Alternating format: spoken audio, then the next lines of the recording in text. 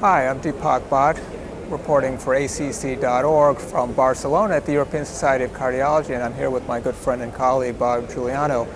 We have been lucky to just hear the first two hotline sessions, and there's a lot of great data. And maybe I'll start off just with the paradigm study.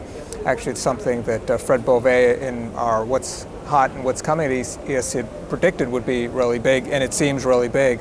This is a trial of a novel mechanism of action in heart failure versus just plain old ACE inhibition, and what the trial found, extremely large heart failure trial, is a reduction in death or hospitalization for heart failure, the primary endpoint.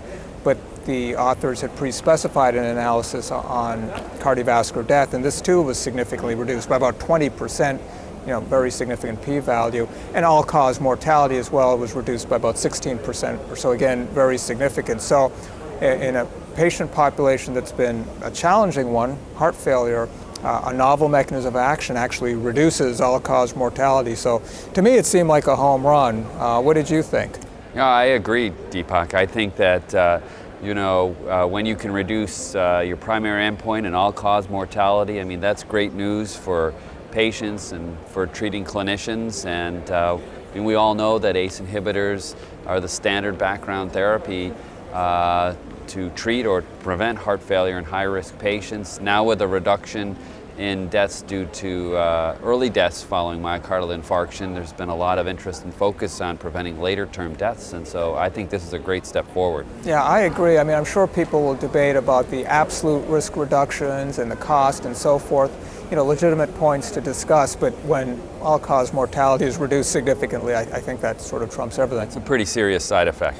Exactly. The other series of trials that I was hoping perhaps you could comment on are regarding colchicine and post-op pericarditis and trying to prevent it. There have been a couple of trials here that were, I thought, interesting. Could you summarize them for us? Sure.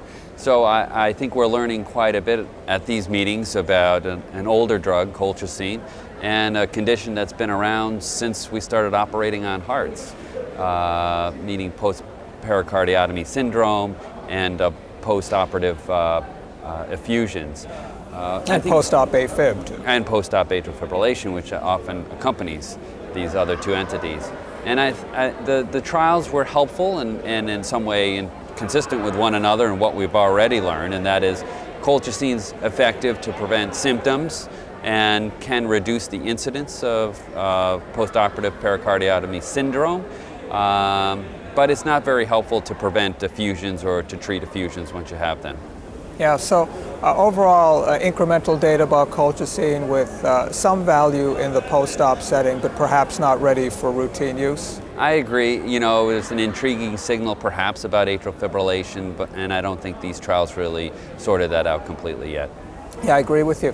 And the final series of trials that I think it's worth letting our audience back home know about is regarding LDL lowering and the Odyssey trials, Odyssey Combo, Odyssey FH1, FH2. So a series of trials looking at a novel mechanism, PCSK9 inhibition, of lowering LDL cholesterol. So what did you think of these three trials? Well, three very important trials today in a very hot area, and that is reducing LDL with these PCSK9 monoclonal antibody inhibitors. And I think what we learned, again, is consistent with what we've been hearing, a steady drumbeat of the efficacy of this particular mechanism of reducing LDL. Here we learned that even compared to the best current existing background therapy we have, intensive statin plus ezetimibe, these drugs are more effective, bring more people down below an LDL of 70 in the higher risk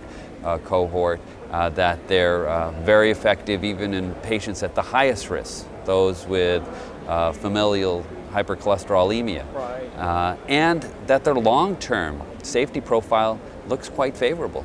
And as it turns out, there's probably more folks out there with familial hypercholesterolemia than we commonly appreciate. A lot of times those folks with really high LDLs, nobody does any specific genotyping. It turns out if they did, it would be clear they had familial hypercholesterolemia. And then of course there's run-of-the-mill atherosclerosis in a lot of folks where Certainly further LDL reduction would be expected to reduce ischemic events. Certainly you're leading a trial, Improve It, with ezetimibe, you and Chris Cannon, to see if ezetimibe actually lowers clinical events. We know it lowers LDL. And likewise, there's a series of trials ongoing with PCSK9 inhibitors, 3 large outcome trials with 3 different compounds to see if these potent reductions in LDL lower clinical events. But I think the potent LDL reduction we've seen in these trials, the safety of these compounds, at least with intermediate term follow-up, so far so good, I think. Yeah, I think so. Stay tuned, watch this space. I think the way we treat high LDL cholesterol is going to change dramatically in the next several years. Yeah, I agree with that. I think there's a high probability of that happening. Excellent. Well, that was really an interesting recap. For those of you that couldn't be here in person, hopefully this gives you a flavor of the really exciting data coming out of ESC. Thanks for joining.